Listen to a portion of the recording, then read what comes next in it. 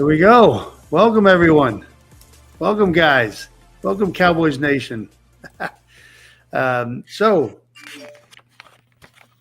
Mike Powen from Wales, Paul Stewart from Scotland, our brain trust behind the technical backgrounds and everything else, and the production of everything, and of course the football wisdom and knowledge and their great fandom. So want to thank everybody for coming on with us tonight, and give a shout out. I guess we'll take a minute here to give a thank you and shout out to our sponsors, Toto's Botanicals. You can find their information at totosmedical.com, and also De Leon Tequila. Always drink responsibly. DeLeonTequila.com. And then, of course, our friends over there at Toady Music Factory, where we have our live Ultimate Cowboys Experience every day before a Cowboy game on the Texas Lottery Plaza. 45 days. 45 days. They're getting close. The heat is on. So September 16th, 2 to 4 p.m. at Toyota Music Factory, live on the Texas Lottery Plaza. So Cowboys camp time in Cali. We usually do our we want to start our broadcast now with our life lessons from Cowboy players and things, and kind of get into the areas of faith, family, fitness, and finances. Of course, we want to have some fun and talk some football. We're going to go now with the next 3 weeks.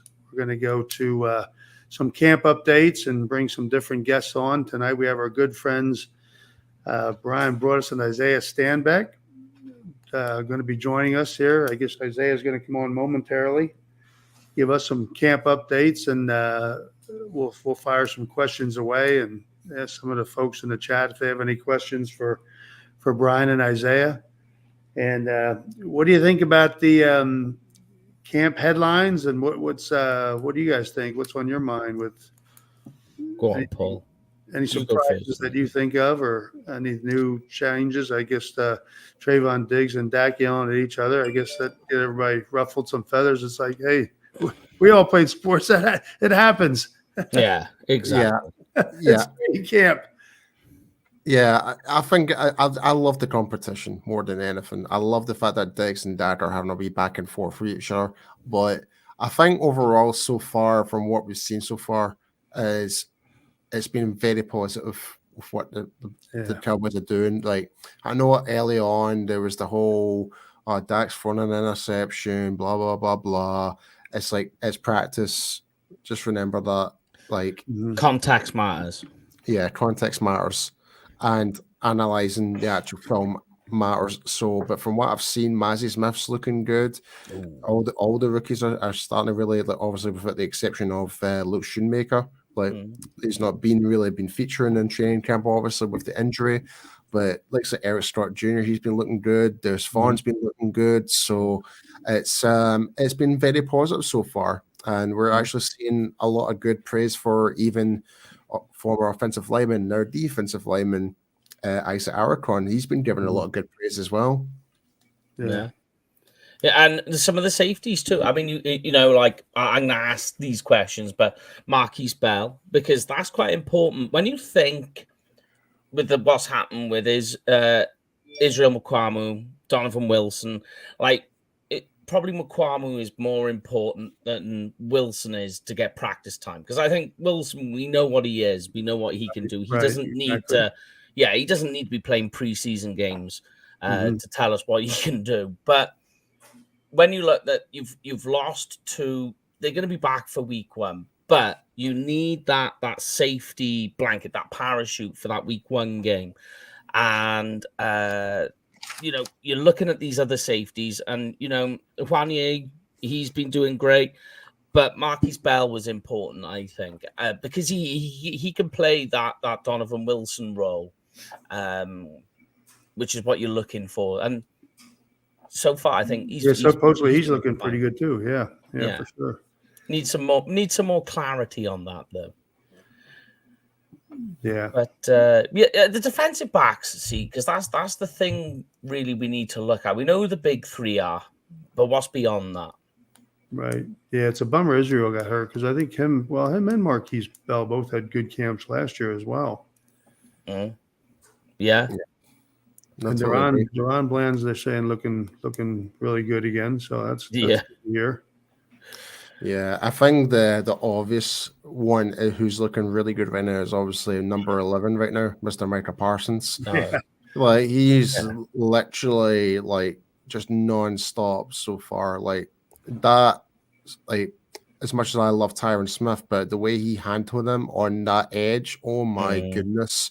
He threw him like a sack of potatoes, I tell you. I was like, oh my goodness. Yeah, he's certainly messing up a lot of training practices, which isn't a bad thing, you know.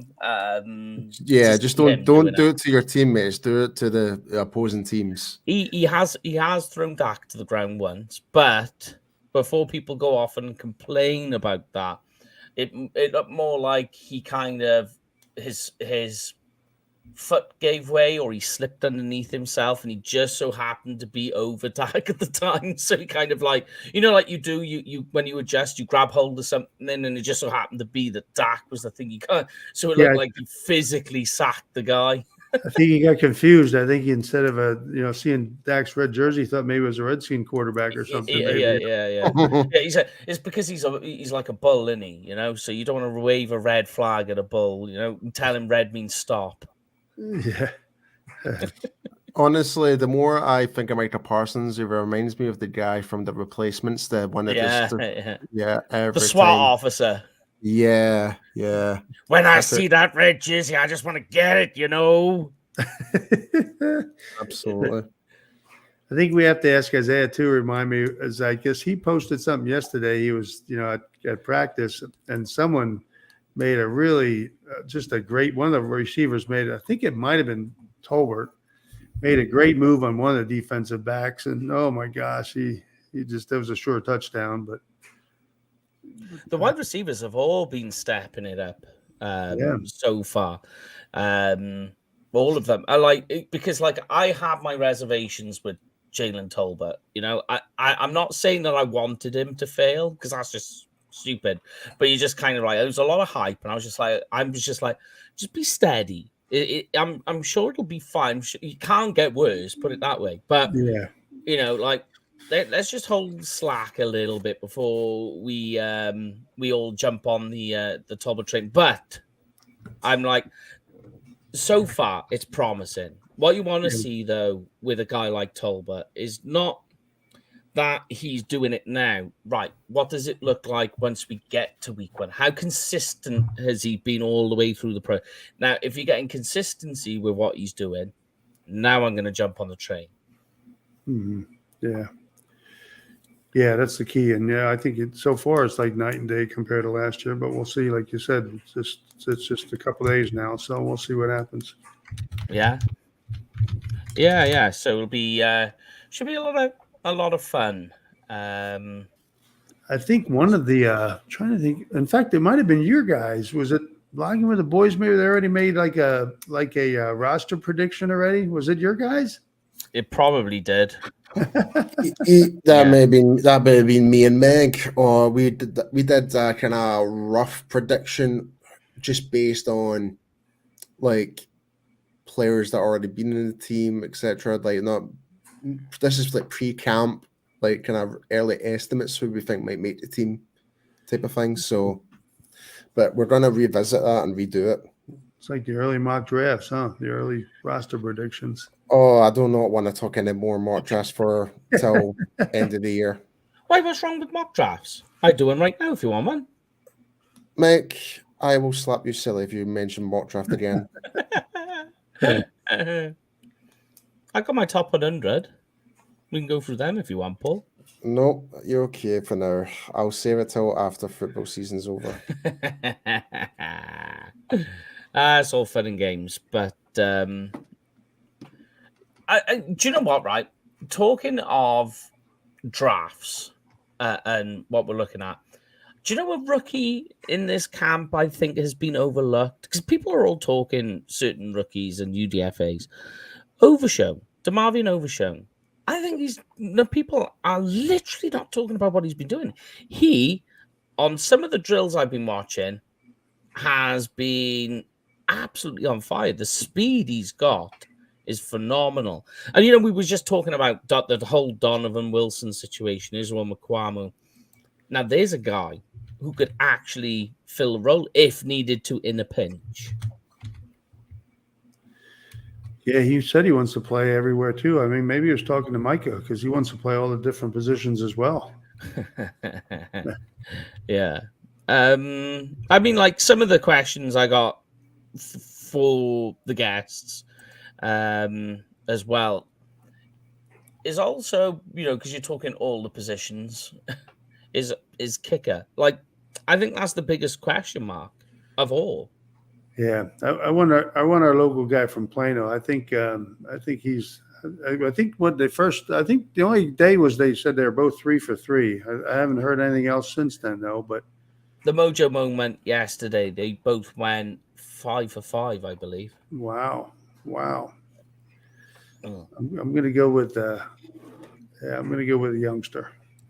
With the soccer kicker, Aubrey. Yeah.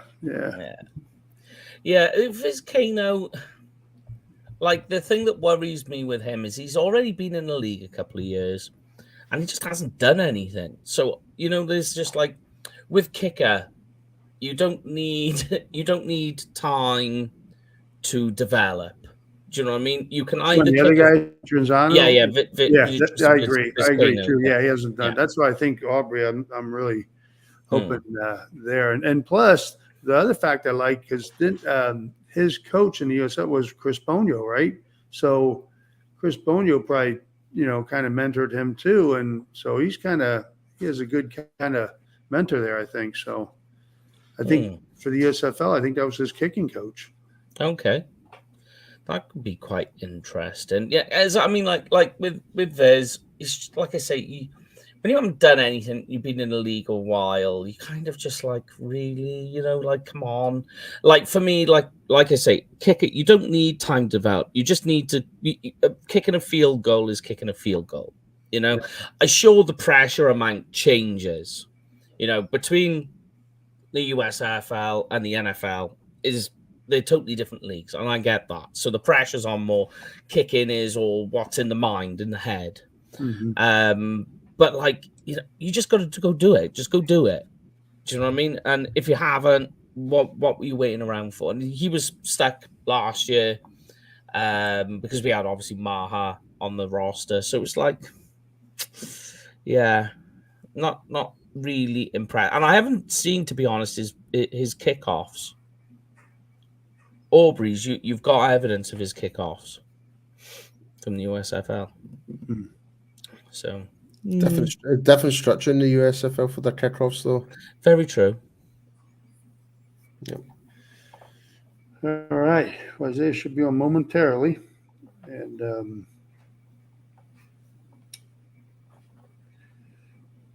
here he is. Oh, there you are. Look. There he is. There he is. Look at that. He just said, I think Isaiah will be on momentarily. And so there he is. There he appears. So our good friend, Isaiah Stanback, and of course, former Cowboy player and has a Super Bowl ring with one of those other teams we won't talk about. Yeah, we're going to mention them. Cowboys football analysis for the Cowboys and co-owner of Steadfast Fitness and Performance. He's a motivational speaker. And I was just saying, we want to do these shows based on faith, family, fitness, finances, fun, football. Isaiah checks all the boxes, like all of them. This is like, I mean, can't say enough good things about this guy. And if you ever get on Instagram, you got to get on there and watch his trips taking his daughters to school. I mean, it's hilarious. Every dad should watch that because it's hilarious. It's awesome. So, Isaiah, welcome. Thanks a lot for coming on. We appreciate you, man. I appreciate you guys, man. How you guys doing? Good. Not too bad considering for me and Mike here. It's almost 1 a.m. for us. Oh, that's right. So the last time we spoke to you was not too long ago. It was before the draft. But correct. Then you weren't. We couldn't say Isaiah Stanback Emmy nominated. How does that feel? It feels good, man. I've been blessed to have the opportunity to be on this platform with the Cowboys, and Barry knows me. All I do is I just on the back end I just put in work. I'm given whatever opportunities are presented to me. I'm grateful for them, and I'm going to show my appreciation by just putting in the time. So I've been blessed to have some great people around me to continue to coach me up and show me the way. And as opportunities continue to be presented, I just try to do my best to knock them out the park. So definitely honored to have the nomination. Now I'm going up against my guy Mark McGuire. So I'm pretty excited about that. So it's gonna be good. That's right. I did forget about Not that. Mark McGuire, Mike McMorr. I said McGuire, didn't I? That note, but I did let that out. I forgot about that. Good point, Mike. Thanks for bringing it up. So, when I seen it coming up, I was like, "Yep." I think a book, maybe some kind of book opportunity too down the road, Isaiah, because every guy that's in business, I don't know how you do it all. I mean, you should be working. I don't know how you do it all. And then, like I said, find a lot of time with your family and everything else. It's awesome. So I think, man, just that's another thing maybe in the future there, I think. I appreciate it. How to find all that balance. So I saw Karen pop up. Thank you, Karen. Thank you very much for the congrats. I appreciate you. You are smashing it though, Isaiah. I will say it. So what's new? I guess you've been out there. Have you been out there, 3-4 days now? Yeah, I've been out here for about 4 days now. Got another week to go. It's been good. It's been awesome, man. I've had the opportunity to obviously see these guys firsthand. Watch the practice. I was here for the first padded practice, so I've seen a number of those, and it's just awesome to see guys competing again. Football is back. Obviously, the Cowboys are back. This team is loaded in terms of when you look at the roster. There are a couple soft spots that they're still trying to figure out, obviously, but I have a feeling that those shore up those spots prior to the season kicking off. Yeah. I saw you posted something. I was just telling the guys before you came on. You posted something the other day about, I guess you were there, right? One of the receivers, I thought it might have been Tolbert, made some kind of hitch. Oh my God, what a move! And he left the guy. I tell you what, that guy. You want to talk about organizations understanding and trusting in their draft picks? Last year, they could have easily just written him off, regardless of where he was drafted. Obviously, third round pick. He had a lot going on. He wasn't playing. He wasn't being the version of himself that they drafted. And luckily for him, they gave him the time to go and develop last year, this offseason. And this is a totally different player. This is a guy that they drafted. He's out there. Yeah. He has some tempo to him. He has a little hitch in his giddy up. He got a little swag back. He's confident. He's running crisp routes. He has a sense of urgency with everything that he does. And this is the first platform I'll say this on. Not only is I think that he's going to shore up the number 4 spot. I think he's going to push Gallup for the 3 at this point. Wow. Interesting. Because I was going to ask you about the wide receiver 4 spot, because tell me if I'm wrong, right? Because I think I already Kevonde Turpin had solidified his position on the roster. But the 5th spot, yep.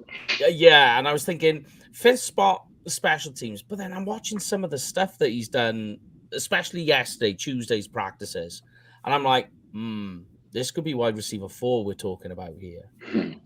Yeah, I think if they continue to get him reps and he feels more confident in that position, it's really just a matter of the coaches feeling confident that he's going to be able to not only be in a proper place but execute. I don't think the execution is a problem. I think it's more so for him being fully enthralled into the offense and given the opportunity to show that he can play receiver as well. But, they'll start him off slow. They'll give him, bite-sized pieces of the offense that he feels fully confident in. They're going to be running a lot of West Coast, so a lot of those routes that they're going to be asking those receivers to run are going to be well within his wheelhouse. This is going to be more of a yak yardage team. This is going to be a short yardage, catch the ball 5 to 10 yards, and then turn and break a tackle and make a big play. That's what this team is going to be built off of. So Turpin, definitely, I can see that role for him being even more accelerated in this style of offense, because they're not asking him to run 12, 14, 18-yard routes. It's like, hey, run a flat route, break a tackle, and go. Yep. Yeah. Because here's the big question that I've got, but that you've noticed, especially since the pads have been on, because that's really when it gets more interesting. Correct. With the wide receivers, is it a lot more faster than it was last year? Because last year it seemed to be very more power and possession, but it seems to be a lot faster. Is that what you're seeing there? West Coast. It's the West Coast offense. I know I grew up with it being called the West Coast. Over here, I'm hearing that it's the Texas Coast, and I started calling it Texas Toast. So either way, it got me hungry now. I know, right? These guys, this is going to be a fast and furious. It's not going to be the highlights on this team are going to come off a play action pass. Yeah, that's where those highlight reel plays that everybody wants to see, the big throws down the field, those are going to come off of play action. Majority of this offense is going to be boring, and you want it to be boring. It's going to be it's going to be ball possession. Coach McCarthy wants to methodically work his way down the field. He wants the time to tick off the clock. He wants to possess the ball, 35 to 37 minutes out of the 60-minute game, and he wants his defense when they're on the field to be bullies.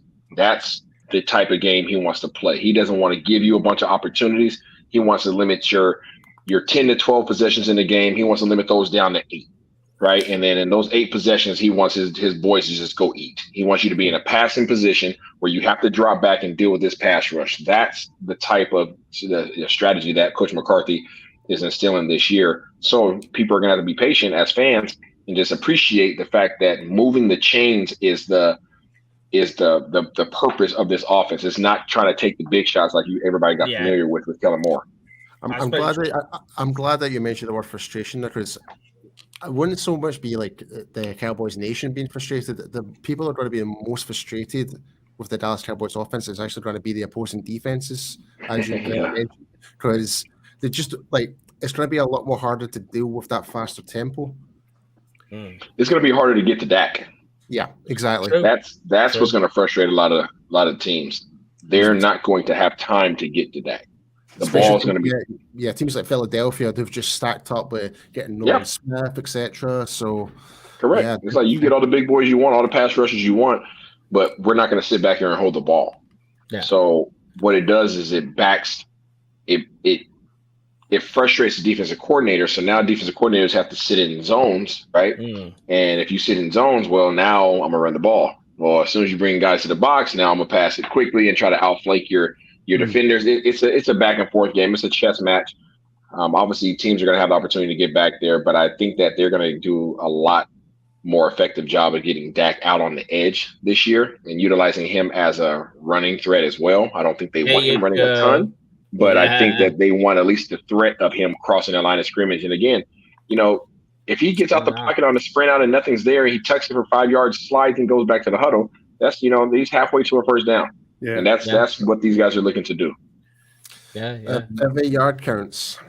Yeah. But we've seen the design run plays for Dak, though. And I think it just looks so much better, I think, the offense, when you see Dak using his wheels. Because the guy is built more like a linebacker. Once that gets moving, I just think that's going to be, it's hard to bring him down. And he's quite smart as well. And I think the injury kind of slowed him down, I think, last year. But like you say, with this West Coast offense, that's something that can absolutely destroy defenses once you get a guy like Dak moving. I find mentally slow him down, not physically, I don't think. Everything. Yeah.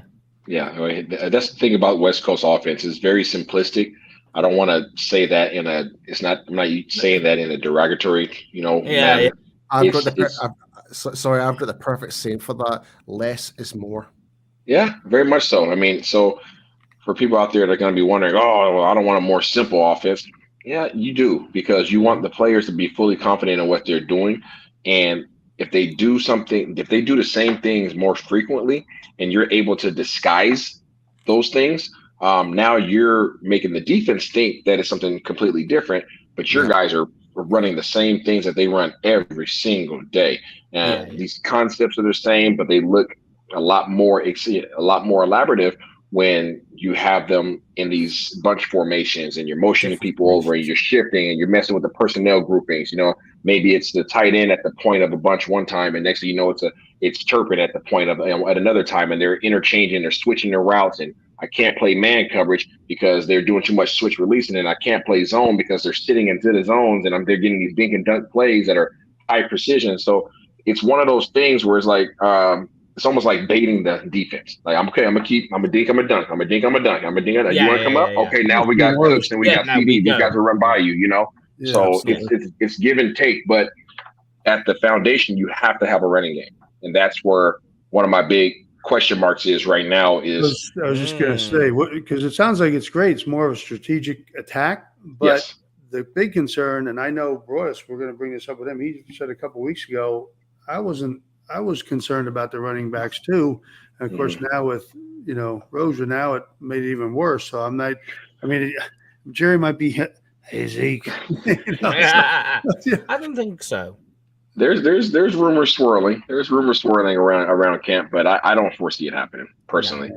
I think that there are too many other greater opportunities for Zeke right now around the league, and unfortunately, this is a league that is predicated on opportunities presented in the form of injuries. And I think that we've seen our fair share of those in the first week of training camp already, all across the league. And I think as these preseason games present themselves, there's probably going to be more. So I think there are going to be better opportunities for Zeke. I think there's too much trauma for him to come back here. Usually when you have somebody that's had that great of an impact over the organization, they usually don't give away your jersey number in the first week. So yeah, that's very true. Even if it's for an elite guy like Gilmore. Even if it's for an elite guy, they usually say, hey, you know what? Every number but this one, So, I think he will have a great situation somewhere in the league this year. If you ask me, I think it's going to be like a Buffalo type of deal for him, but who knows? Yeah, but I was going to say that I'm seeing a lot more rumors now that with the Saints, they're still waiting to see what happens with Alvin Kamara right now. So that could be a potential landing spot. Yeah, you never know. You never know. Like I said, it's going to be a very fluid situation. I think that he probably signs with a team after the first preseason game.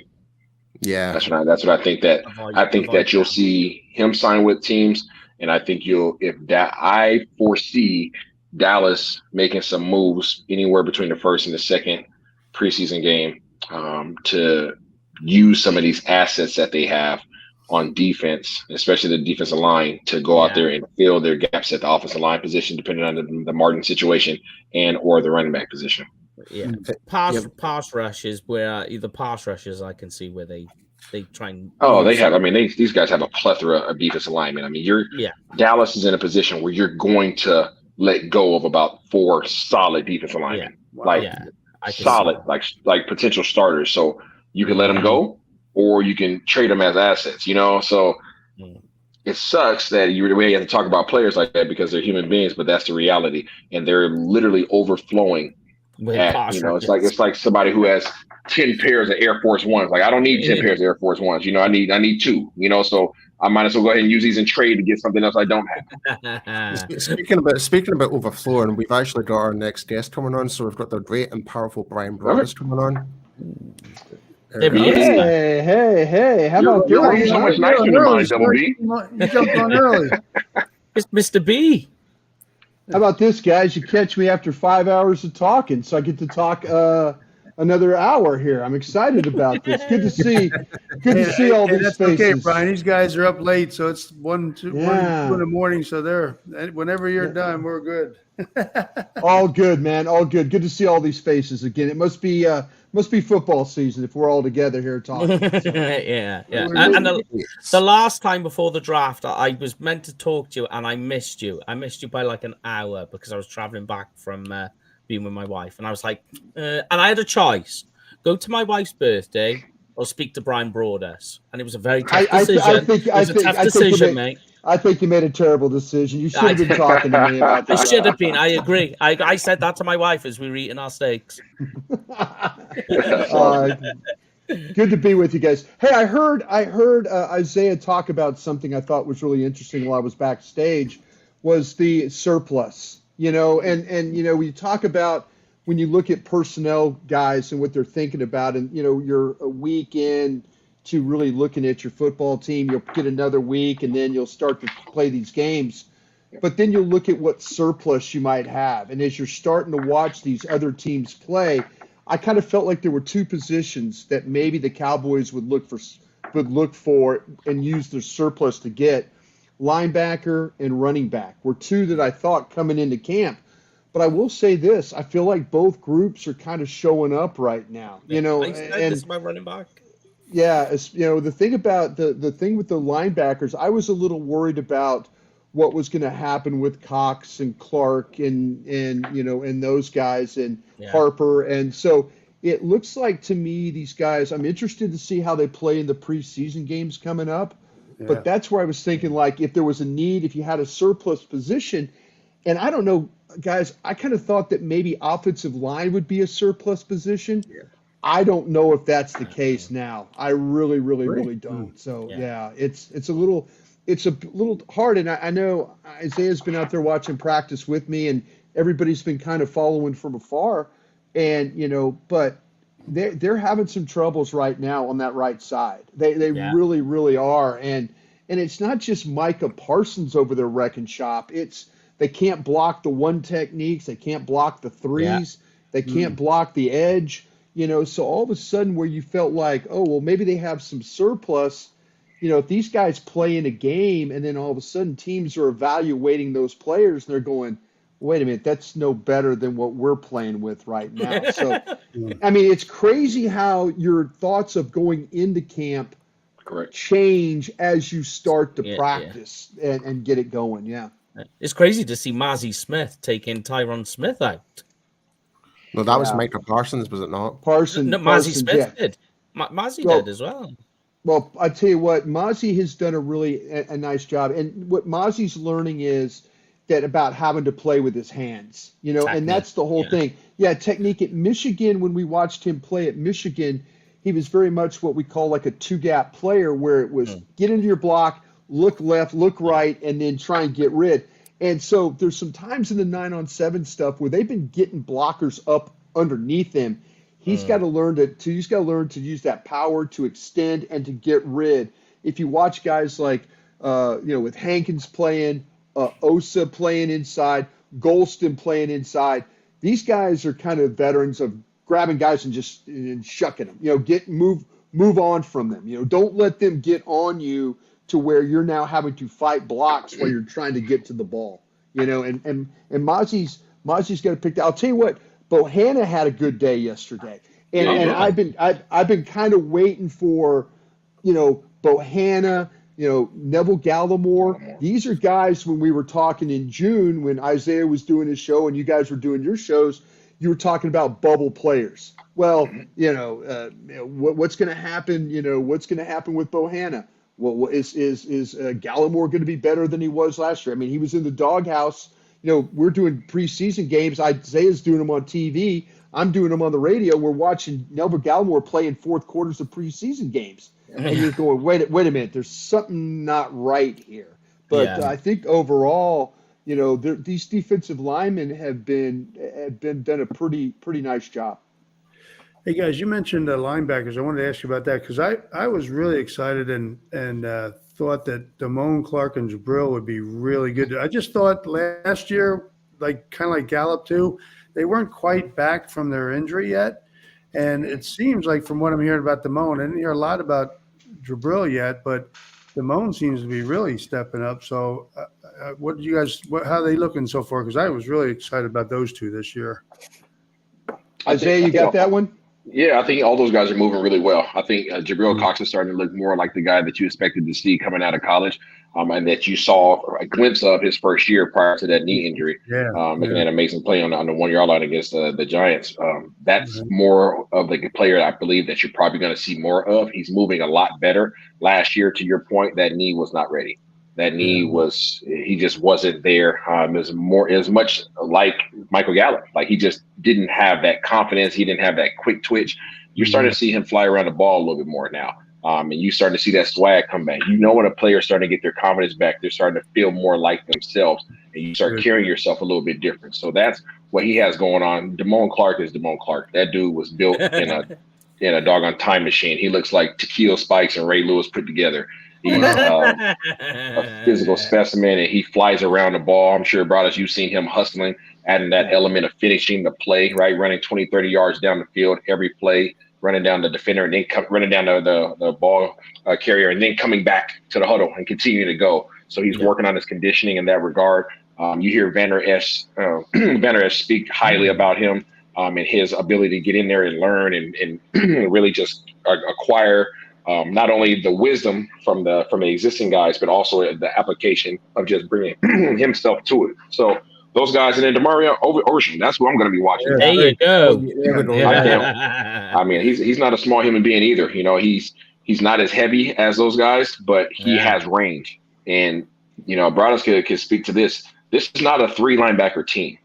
No, this is not a 3 linebacker set team. So you have to look at this as not a traditional defense. This is they rather go a dime package, or they'd rather go with three safeties. That's what they will prefer to do, and have speed. He prefers speed over size. That's what bringing in Big Mozzie Smith's going to allow for them to do. Have him on the interior and him and Hankins rotate, right? He talked about some of the other defensive linemen, Osta and all those guys.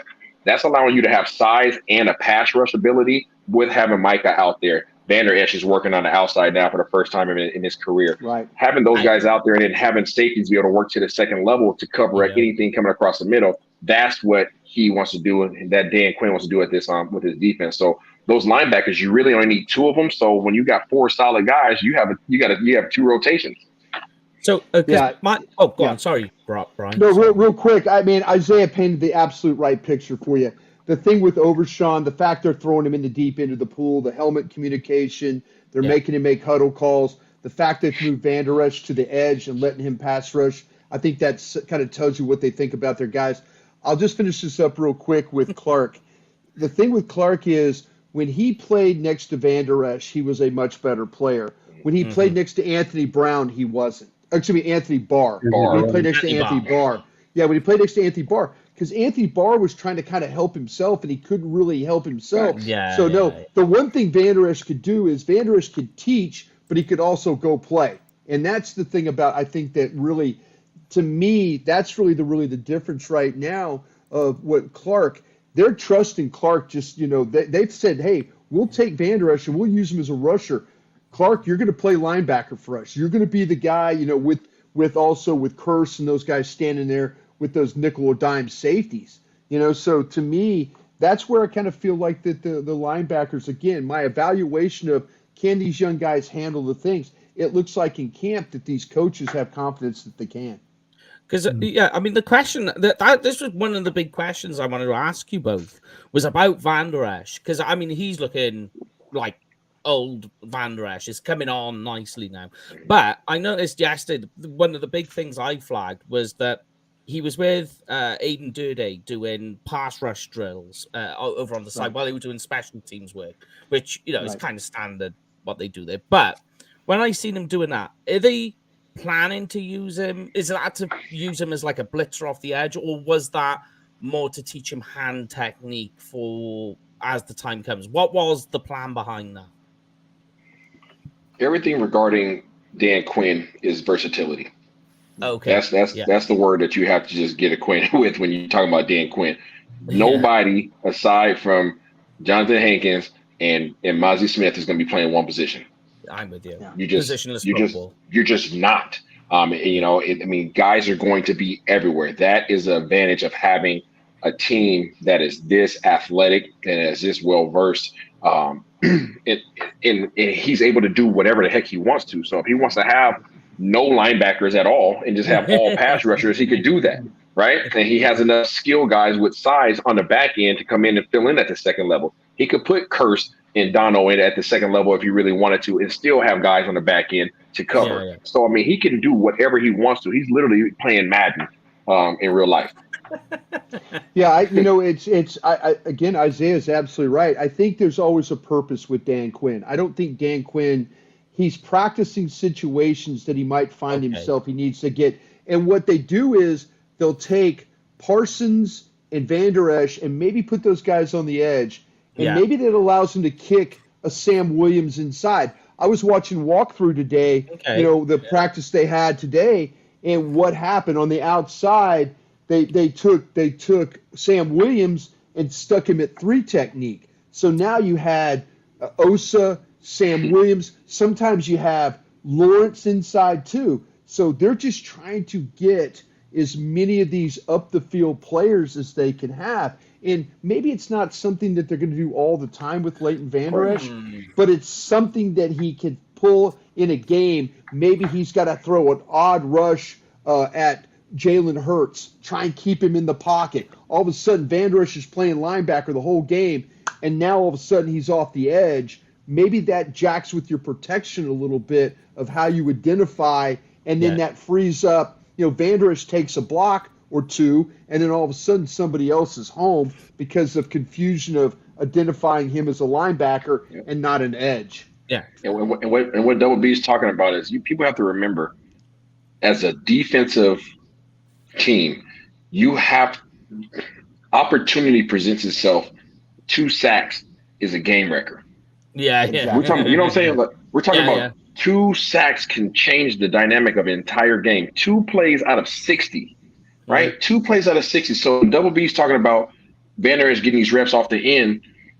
To his point, they might only do this 1 or 2 times in a game. But if it gives you that one matchup that changes the whole dynamic of the game, guess what? All these reps that you did in August, they helped. They helped you get that victory, So they might pull this out 5 times. He might have his hand down there on the edge. But guess what? All those reps we did in camp, they worked because this was the situation we were preparing for. Yeah. And it makes a lot of sense what you said, because Dan Quinn used to do that NASCAR defensive line at Seattle. So it does make a lot of sense what you're saying, what you're seeing now. Yeah, I didn't really think of that.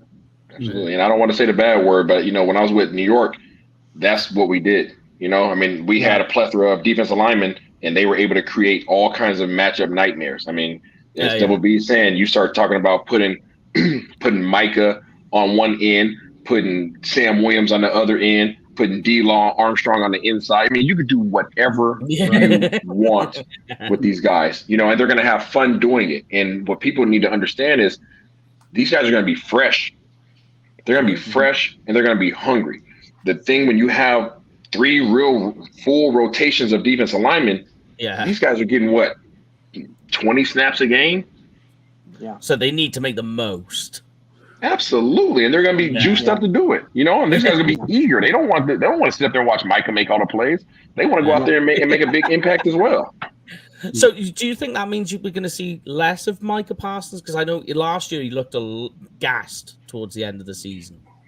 Man, we interviewed him on 105.3, and he knew, even in his own words, we were asking him about that, and he was like, at the end, I was beat up. He goes, he looked at shoulder, my elbow, my knee, my thigh, everything hurt on me. Because we were asking about why he added more body armor. Why did he go up in weight class? And he goes, I'm just trying to keep from getting because these players, and Isaiah will tell you this, they get smaller as the year goes on. Yes. You're tired, you're hurt, you don't eat, you lose weight, you lose strength. You're just trying to get to the end.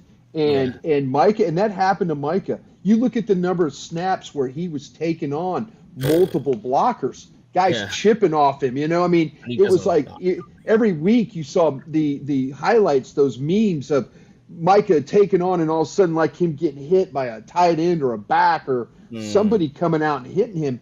But he knew he had to get bigger, and he's just trying to protect himself because of how wore down he got. And I think that Dan Quinn and the coaching staff knew that. I think they said, listen, we've got to protect him, and if it's moving him around or taking him out snaps or whatever they have to do, you have to conserve and protect that number 11 at all costs. That just kind of goes back to what I say I was just saying there. It's versatility. It's versatility for all these other players to actually fill that role.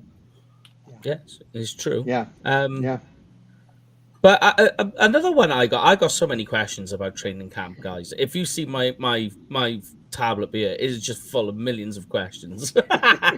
But one of them was obviously the RB2 position, right? Because we've got issues there. Now, obviously, Ronald Jones. I actually think me and you were talking about this today, Paul, weren't we? And I think the suspension actually helps Ronald Jones. I know that sounds weird because he goes on the suspension list. He's not counted towards the 53-man roster. So it gives an extra 2 weeks. I was never quite sure whether Ronald Jones was going to be the RB2. But how do you guys see it? And who's kind of going to get that? I think it's Malik, but I'm not too sure at the moment. Rico's making a push. Hey, I know last night we were at this party down in Malibu. And Okay. I know Isaiah was standing there talking to Jerry Jones the whole time. So I bet you Isaiah. By the way, Isaiah was the best dressed guy of the whole party. By Not even a little bit. That sounds right. That sounds right. He is he's like a media guy to the utmost level of media guys. Like there's TV guys and then there's radio guys. That's the problem. Yeah. And then there's Emmy nominated guys. Oh, wow. But Isaiah is going to tell you that watch Ezekiel Elliott coming back on this roster. Watch Ezekiel Elliott coming back out here. Am I right? We touched on it a little bit. I don't foresee that happening. I know they're going to Double J. That's his man, so he's not going to close the door. Oh, he is.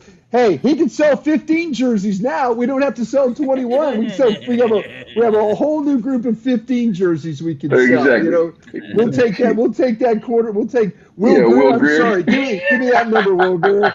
But you know what? I think that the thing with me personally, I didn't have Ronald Jones on this team. I think that Will McClay. I think there's a couple of spots where Will McClay was just protecting himself. Yeah, I agree. Udoga, I think he protected himself with Udoga, a veteran offensive lineman, if the young guys don't work out.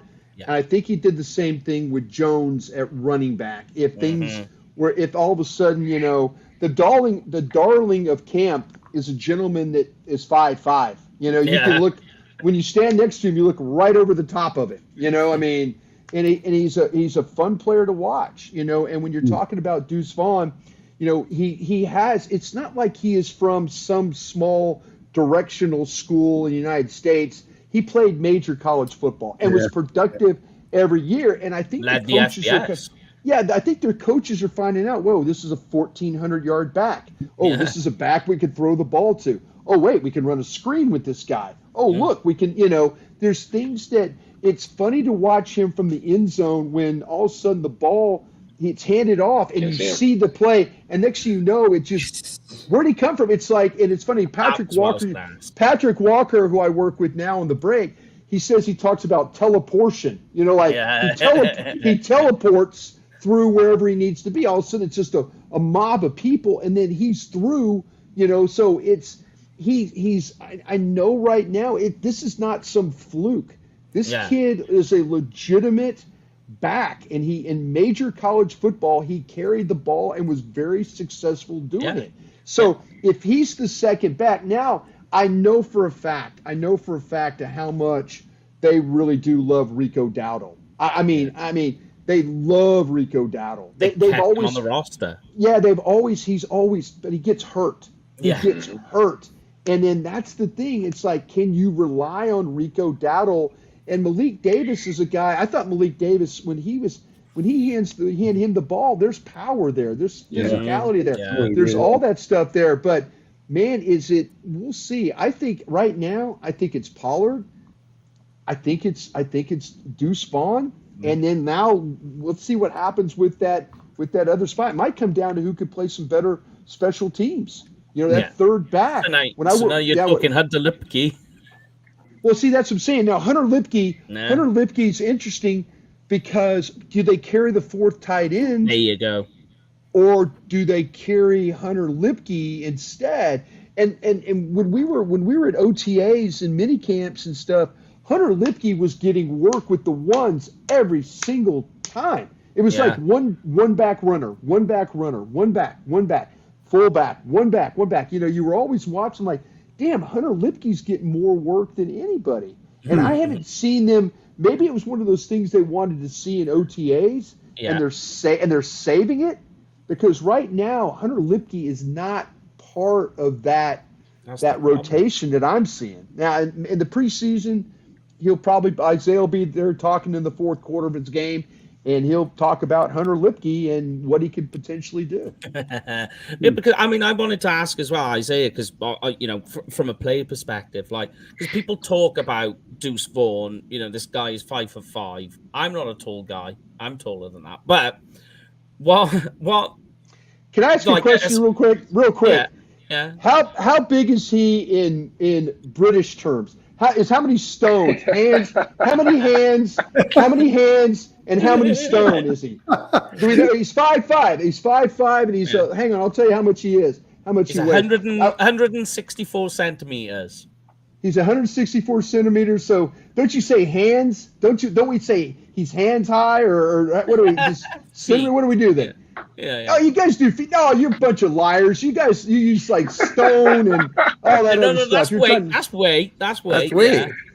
Okay, how many stones? Paul, give me the Scottish conversion of this. Come on, give me the Scottish conversion of this guy.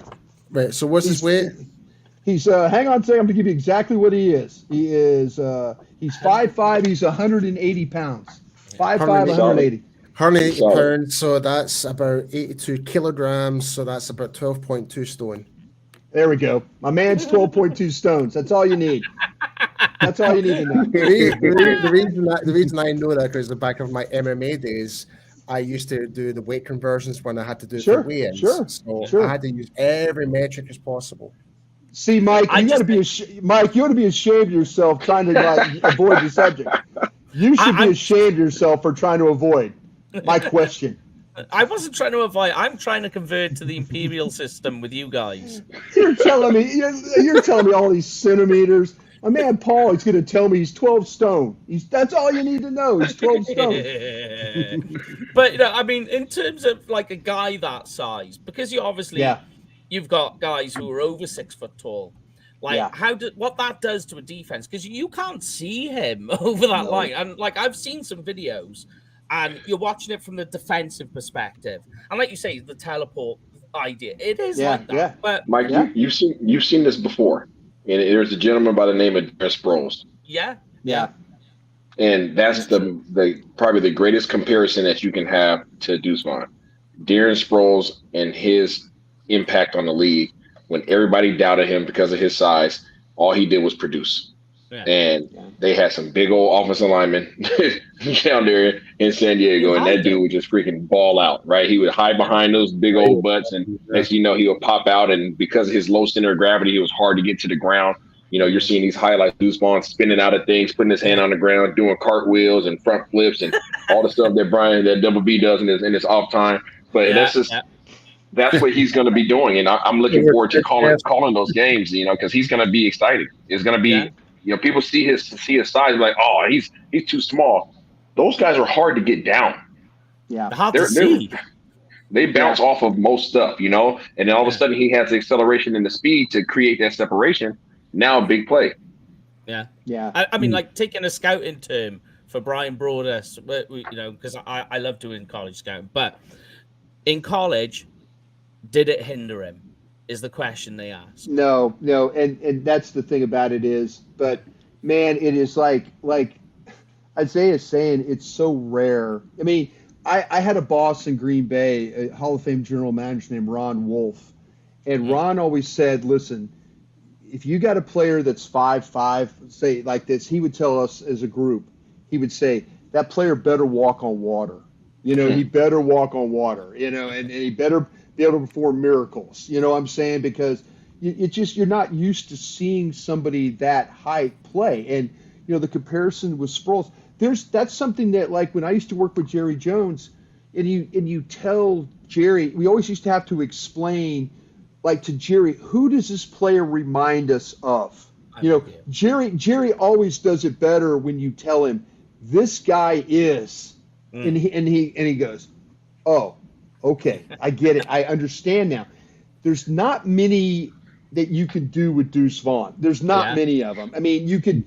There's very, very few that you could say. But when you watched him play at Kansas State, it was amazing how patient he was. It's like they hand him the ball, they're moving, and he's waiting, and now he's through. And then And you watch him go through A gaps as well, Brian. Oh no, that's what I'm saying though. I don't know if you want to make a living doing the A gap stuff, but the one thing he can do is you hand him the ball and it's guys coming off the ball and you got linebackers that are trying to find the ball and they're moving and then the next thing you know he's cut behind, they've just washed everybody and now he's cut behind, and he's making 6-7 yards running the football and his ability to do that is his ability to walk on water. There might be there are taller backs that don't have the vision and the patience and the ability to hit the hole like he does. Yeah. This might be one of those picks when we look back on it that there's I think of Brian Westbrook and stuff in Philadelphia back in the day. That kind of shorter. And like Andy Reid, my buddy Andy Reid, who I was with in Green Bay, Andy used to throw him a million screen passes, like red zone screens. He'd act like he's blocked, turn around, and then he'd be an 18-yard touchdown on a red zone screen. Or he would throw a screen on his own 23, and everybody's coming upfield, and then it's 60-something yard run. So, that's what this kid is. This is not just some gadget player. Fluke. Yeah. Yeah, this guy's a legitimate player. We just never have seen somebody that short play like that. I'm with the weight. Go on. Sorry, Bob. No, good, Mike. Good. Oh no, I was just going to say because you say about Sproles, like we say that with Vaughn, he's like 180 pounds. Sproles was over 200, so he had that extra weight to get some push. You haven't got that with.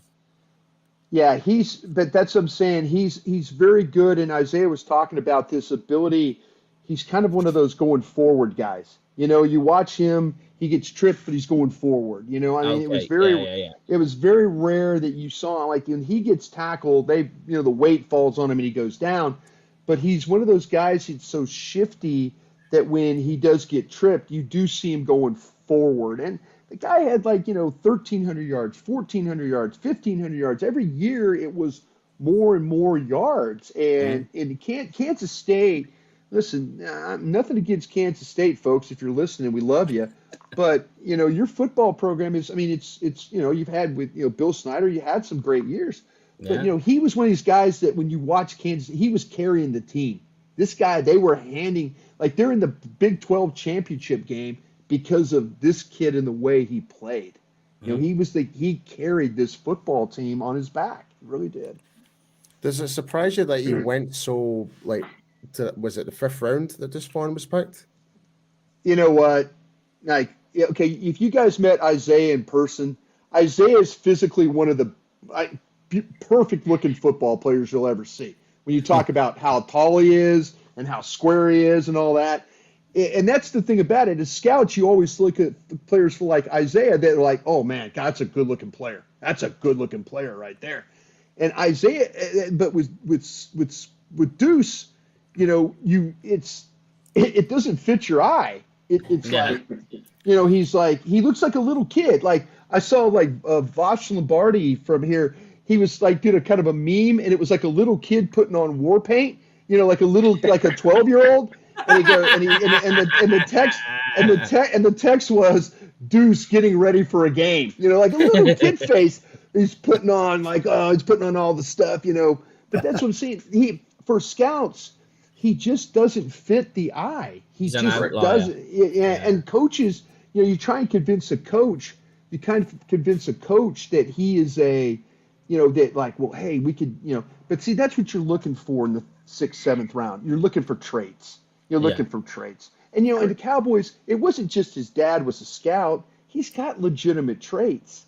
He does. He's just short. Yeah. That's the only problem with it. I think Isaiah mentioned earlier, Brian, before you get on, about the dink and dunk, more strategic. And I think that's like Sproles used to throw on that screen and he's gone.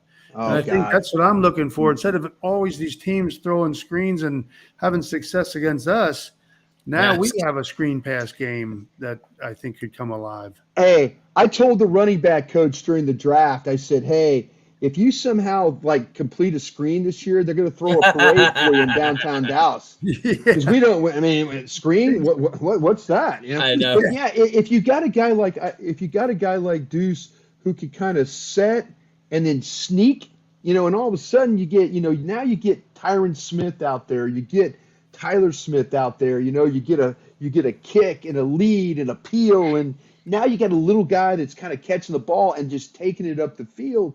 You know, that's gold right there, man. That keeps those rushers off Dak. You know, if you could pop those screens and all of a sudden it's like, damn, Dallas has become a really good screen team because of a 5'5" running back. Well, sign me up. Perfectly fits with the West Coast offense with what you're trying to do as well. Well, that's what you know. When I was with Mike Holmgren, you know, he came from the Bill Walsh system. We were 49er offense in Green Bay. But we stole the screen package in Green Bay. Actually, Roger Craig was really good in San Francisco.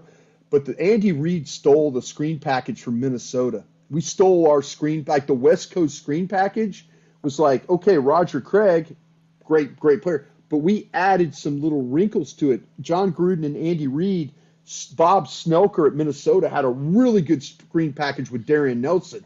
And we stole that. So here we are playing the Vikings. We're running their own screen game against them, you know, that kind of thing. And that's where oh, good. I'm sorry, Brian. Yeah, that's where the West Coast. The West Coast is always about kind of, you know, having those little bit of deceptives to them. Yeah. And I guess Isaiah got that covered now. Now it's going to be called the Texas Toast. You know, Texas Toast, baby. Oh man. But a big one. I was going to ask you guys what your highlights of camp has been so far. I mean, for me, Dak and Jalen Brooks have been like that. Jalen Brooks play from yesterday with the double move. I mean, was a massive highlight. But what's been your guys' highlights at Oxnard so far? I'll give you this one before I got to jet out to another filming here. I would say I don't want to say resurgence, but the appearance of Jalen Tolbert. Okay. I would have to say between Jalen Tolbert and Jalen Brooks. Those are my two. The battle of the Jalen's. The Jalen's. Yeah, the Jalen awakening, whatever you want to call it. Don't we have a third as well? Yeah, there's three of them. Yeah, there's three of them. You got Cropper in there as well. Yeah. Three Jalen's walking. But those two in Double B, you can give your opinion on this, but those two have shown up. Those guys have shown up in a big way. I really like this Jalen Brooks kid. He's a good kid. Yeah. He's been through life in terms of hopping around in high school, hopping around in college. He's always had to earn his way, so this is nothing new to him. He appreciates the grind. He welcomes the challenges, and he knows his advantage. You know, he knows how to use his size. He knows how to create separation. He's not trying to be anybody else. So both of those guys have been a real bright spot. But yeah, that was probably my answer right there. Yeah, I wanted to be really bold here and say I was really happy with what Luke Schoonmaker's done so far as a point of attack blocker, but I can't go there yet. Yeah, I will say this though. I think Luke Schoonmaker's actually getting closer to coming back. So I did see something about that today. Yeah, keep the fingers crossed. I tell you what, I never wanted to believe that Kevontae Turpin could be an NFL wide receiver. You know, and I tell you what, maybe the fact that kid played so many games last year and got wore down, and they didn't want to get him involved with the offense. He was very valuable as a returner. We all know that. Played all those games in the USFL and then comes and plays a full NFL season. I think he got really wore down at the end, you know, but he had a whole off season. He's fresh. He's working. There's another short guy, but you watch him make plays. He catches the ball well. He's a good route runner. You know, they have like confidence. Like now, I did see the one time where Dak told him it's like, Kevontae, 16 and turn. 16, not 15, 16 and turn. Yeah. You know, so he's trying to find ways to get him the football. And I've been super. I didn't think that. I just thought, now you talk about a gadget player. I thought that's a gadget player. That's a guy that kind of, you know, but yeah, they found a way to kind of get him involved, and I've been super impressed with that. My other one, real quick, that from camp, and I know a lot of people are not talking about this guy really all that much, but when you start to talk about these defensive backs, Stephon Gilmore looks like the real deal over on that other side. He really does, and I know they're picking on my guy Nahshon Wright on the other side, and Nahshon Wright's actually made some plays. I mean, he's made some plays, but I tell you what, with Gilmore on the other side, him and Diggs, and if they get Bland going in the slot, they've got some things kind of figured out. But Gilmore is so smooth; nothing really bothers him. Like Cooks tries to take him deep, he just turns, runs with him. It's really very natural, and you could see why this guy was like a defensive player of the year and had all these interceptions. He's probably not that guy, but you kind of understand in that body the way he makes plays and the way he moves and carries himself. That guy, that's looking like the Cook trade, and his trade are looking like the pro department deserve a steak dinner from all of us. Isaiah, I know you got to roll. I appreciate it. Thank you so much.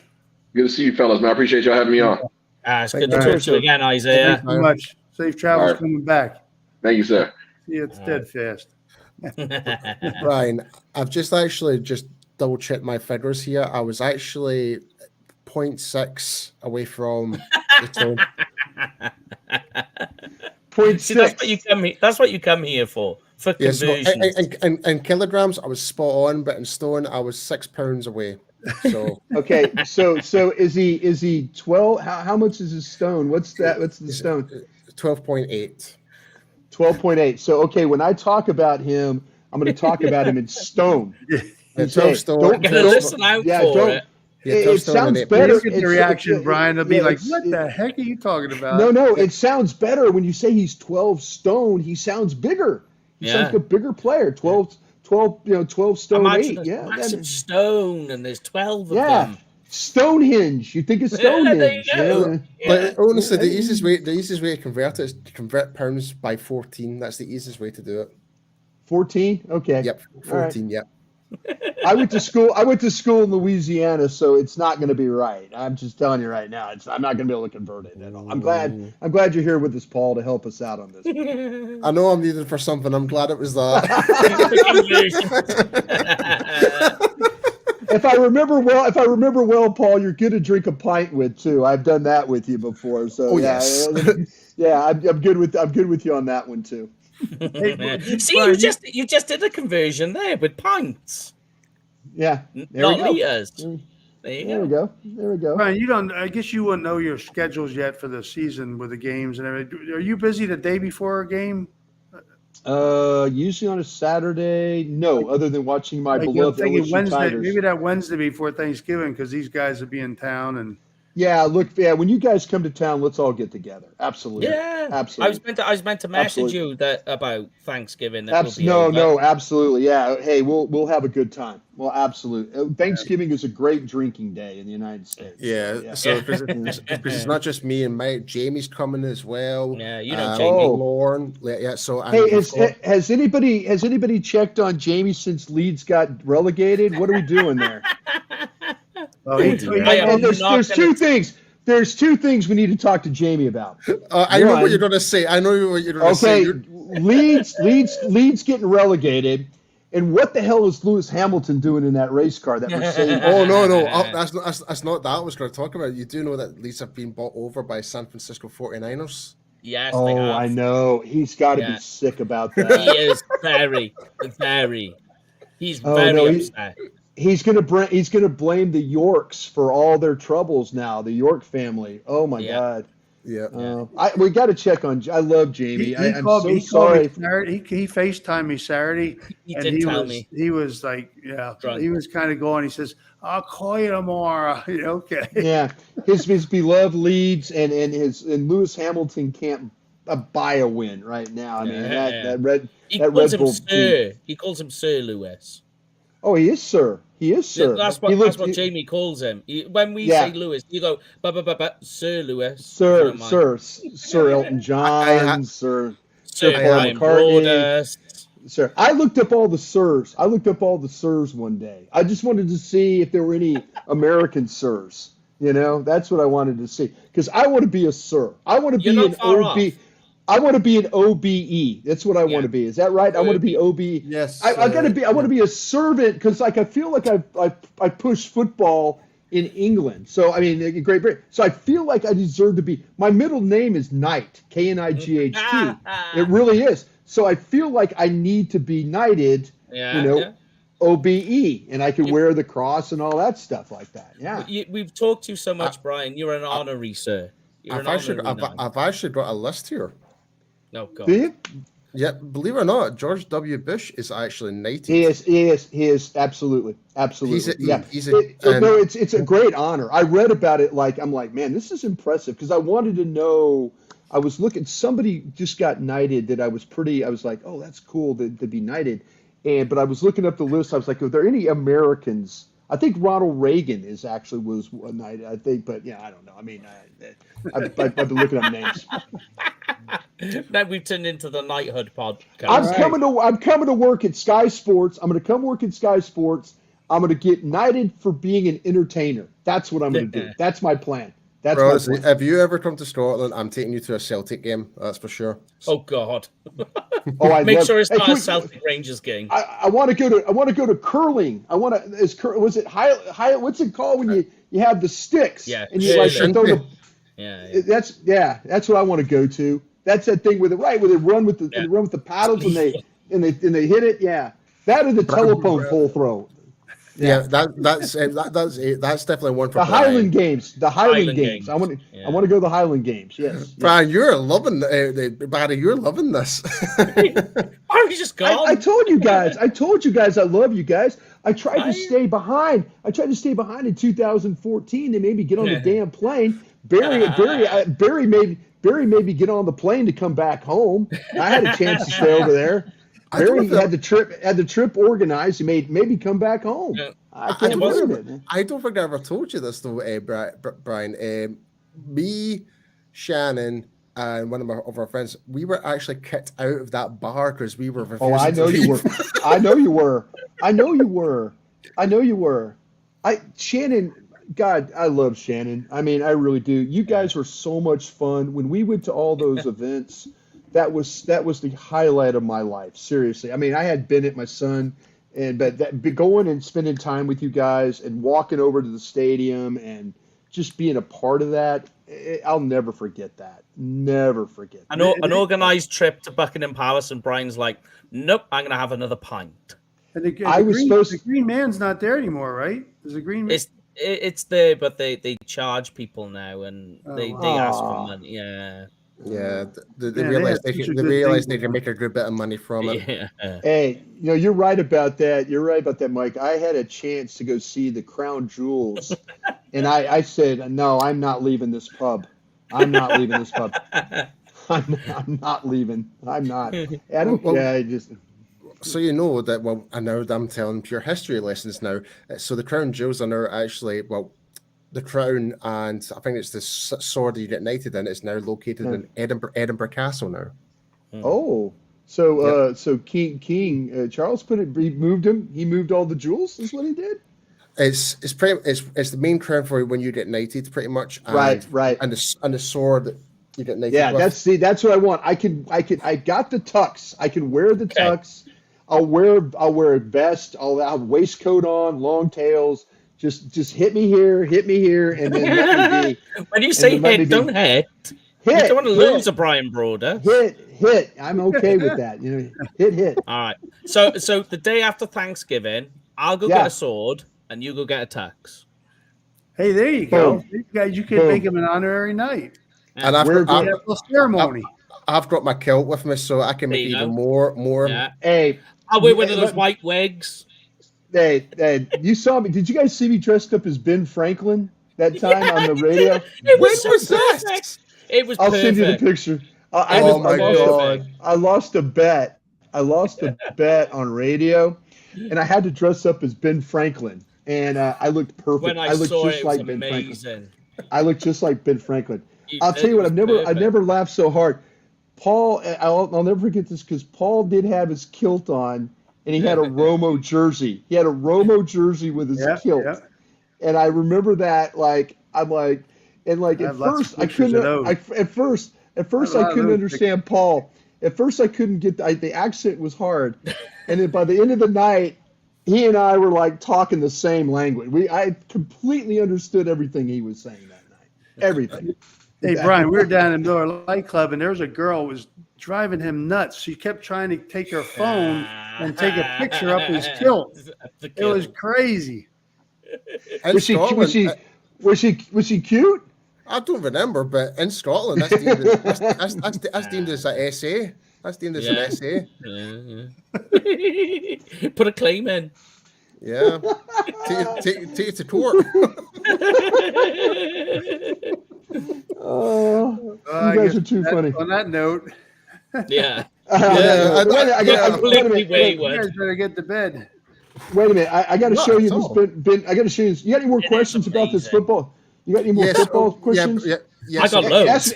Ask me some football questions. Ask me some football questions. What we'll do is I'll bring up some of the comments. Some people have been please do. So, we'll do rapid fire. Rapid fire. How about that? There you go. Yep. So Elizabeth has popped the question saying, Hello, Elizabeth. She says, do you think Dallas will look at Jonathan Taylor? No. Oh, wow. I'll tell you what, that's an interesting, to me, I don't think they would just because of what the financial commitment would have to be. The team I worry about, who was it that I was talking with in the league that Kansas City. Kansas City was talking about trading, so I need to find out. I need to find out from my buddies in Kansas City about what's going on there. But no, I don't think, to be honest with you guys, if they go for a veteran running back, just from like the event that we were at last night, the way the boss was talking, he still has a lot of love for that guy that they moved on from. He really, really, really does. And so if he has any say, and they have to go get a veteran guy, I think that's the route that they would go. I know a lot of people would probably, they're losing their minds right now, but that's the way he would. I think the way he would go. I think Z would actually welcome the idea of having the number 15. Absolutely would. Yeah, absolutely. Ohio State, absolutely. The Buckeye. But here's one. How is the injury with Donovan Wilson, Sam Williams, and Dorrance Armstrong looking like? And I know you mentioned Schoonmaker already. Yes. Okay. The one for Donovan Wilson is going to be, that one was going to be 4 to 6 weeks. So that's probably all through training camp with no Dono. That would be week 1. Sam Williams was back on the field today. It was a shoulder strain. Yeah. So he was back on the practice field today. Cool. And then I saw Armstrong was on the practice field today working a little bit. So they weren't really worried about those. Schoonmaker had his helmet and all that, was kind of going through some drills and stuff. So I'm going to follow back up, and I know I got Cowboys break tomorrow, so maybe I'll have an update on that. But cool. But yeah, those injuries, other than the Wilson, I think everybody else is kind of in line to start practicing again. So including Izzy, because I know Israel McQuamu was. Yeah, Israel was out when they were doing walkthrough today. He was on the field. He was on the field. Now let's see. Yeah. Let's see if it's just because of there was kind of a walkthrough situation, but he was actually on the field working a little bit, and so when they were doing special team stuff. So hopefully, wait, hang on, here we go. Maybe you can see this. I don't know if you can see this. It's an amazing picture. Oh my god! It's amazing. That's good. That's really good. I tell you what, that is right up there with me dressing up as Joe Exotic. How about that? That is amazing. Man. That is amazing. See, now that's what you got to get dressed up in. Really good, Brian. That's what you got to get dressed up in, Bri, when we come and night you on Thanksgiving. Oh, like show up as Ben Franklin? And then Paul could have his kilt on. That would be perfect. I'll come as Robert the Bruce. Why not? Yeah. But yeah, I had to dress up. I had to do a 5-hour radio show with me dressed up as Ben Franklin. God. I hope the room was air conditioned. Oh God, it was. I was like the sweat. It was. I mean, it's got like that. The like. I would be terrible like at the House of Commons. I would be like. I don't even know where to take that one. the right honorable gentleman from Cork. You know, I would be like sweating profusely. You know. You know, my right honorable friend from the opposition needs to understand that more NFL games need to be played in my district. Thank you. I could be. I swear, I could be a right honorable gentleman too. I could be a right honorable gentleman. I really could. I could be. I vote for Broaddus. Yeah, I will. Every time. He's taught me so much about scouting. There you go. What other questions we got? We gotta get some couple more questions. I'm not gonna let you guys. I'm gonna let you guys stay up a little bit longer. Couple questions. Okay. So OG Lacosta 09 has Ronald Jones convinced anyone that he's worth taking the number 2 spot? Yeah, he's run the ball well. He's been physical. They've thrown him the ball a couple of times. He's shown some toughness. You know, he's a veteran guy. I mean, that's the whole thing we were talking about earlier in our show. That he's been, Will brought him in as veteran protection, you know, and maybe he makes Jerry and everybody forget about Ezekiel Elliott if he can kind of carry on. We'll see how it all plays out. But he's done nothing wrong other than now he's suspended. You know, he's talking about heart medication and all that. So he's fighting through a lot of things right now. But the physical part of it is like, I don't know. I mean, to me, Deuce Vaughn, I don't know if you want to give the ball to Deuce Vaughn. I mean, he's, a bunch, but, as far as the second back, I think there's opportunity for him there for sure. I've got a really off-ball question, actually. It's not off-ball as such, but how is Cooper Rush doing, actually? You know what? Cooper Rush is, I think Cooper Rush, when he won, if he would have not thrown the interceptions in the Philadelphia game, that guy could have gone 5-0. I mean, they had Philly. They could have beaten Philly if they don't turn the ball over there. But, the fact that he's 4-1, I think he's totally comfortable as a player now. And everybody in the organization is comfortable with him, too. You have a really good defense. You run the ball. You don't turn it over. You score enough points. You find ways to win games. I think Cooper Rush, the one thing that like I said, when you look at, what's going on with, like, Will Grier, there's clear, like, when Will doesn't have the arm strength. He just doesn't. But, they've had new third quarterback rule from the San Francisco. They voted that in. That's what Will Grier is going to be. And I saved his job. I think Cooper is totally, and I think the organization is totally comfortable with him as the backup quarterback. Yeah. And there's no threat. There's no threat to Dak. There's no threat where all of a sudden it's like, and I know people last year were like, well, damn, just keep playing Cooper Rush. They're winning games. But no, it doesn't. And I've got one more question, and it's a developmental question in terms of a certain player. How is the development of Isaac Aracon switching from O-line to D-line from your eyes? How's he been?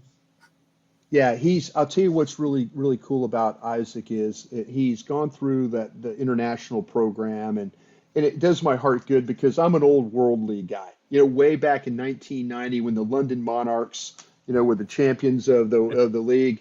With Stan Scottish Claymores, come on, Scottish Claymores.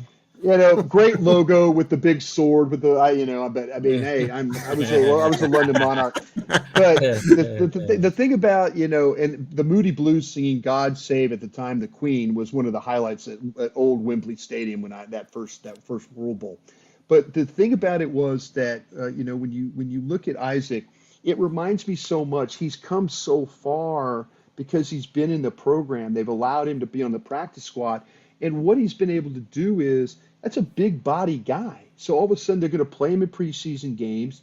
He's probably going to be one of the guys. He's run out of his international eligibility. So what they'll do is they'll put him on the practice squad. And I'll tell you why. Because what Isaac can do is, like when they run scout team, when they're like, there you go. He could be a defensive lineman. And then when it's time for the offense or the defense, he could be a guard or a tackle. So he's got legitimate practice squad ability. He's worth keeping on the practice squad because he could practice at 2 different spots. He can practice at defensive tackle, and he could also practice at offensive line, which completely helps the team, and he continues to develop. Dan Quinn really likes the kid. He really, really likes the kid a lot.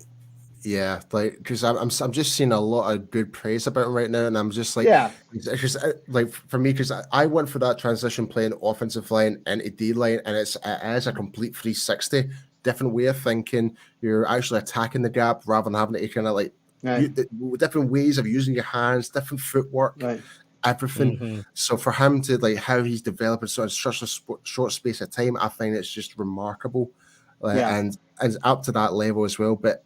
And Senior Arc was saying, best case scenario is like he'll be used for the start, and I think that makes so much perfect sense. Yeah, it really does. Absolutely.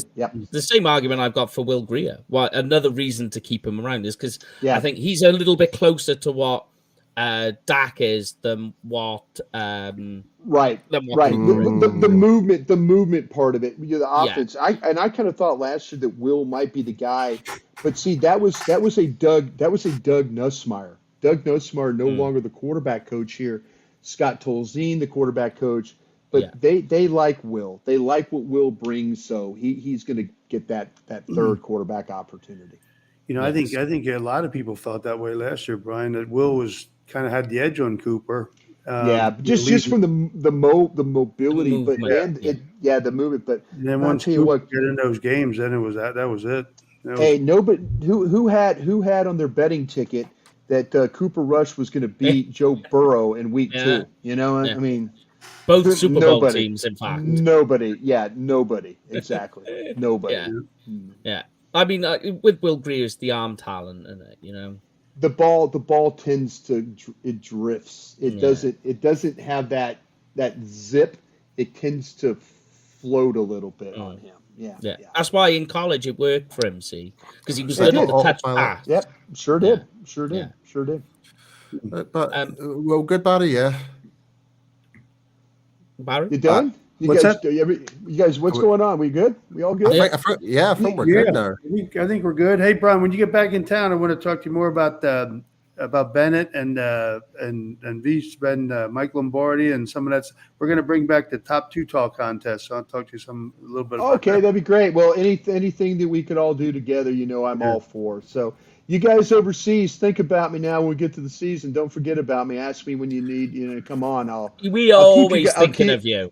I will be. I'll be thinking about that Halloween costume now.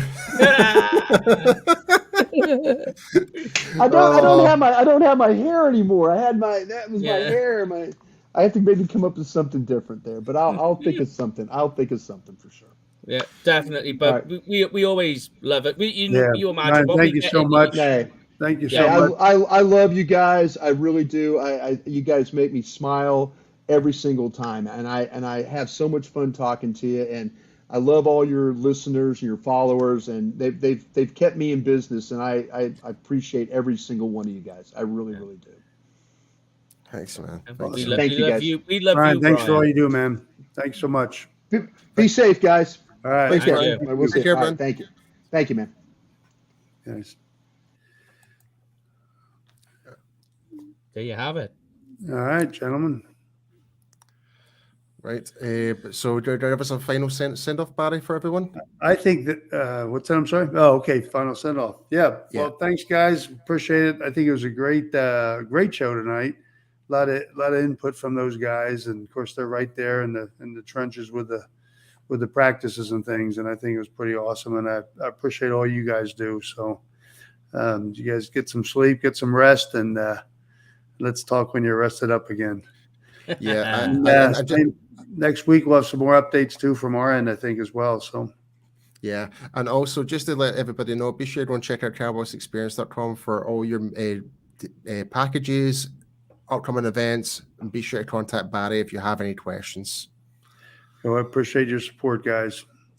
Well, anyway, guys, can't wait to see you soon. Couple months. Yes. I know. No, well, guys. All right, guys. Good night, everyone. Thank you so much for your support. Take care, guys.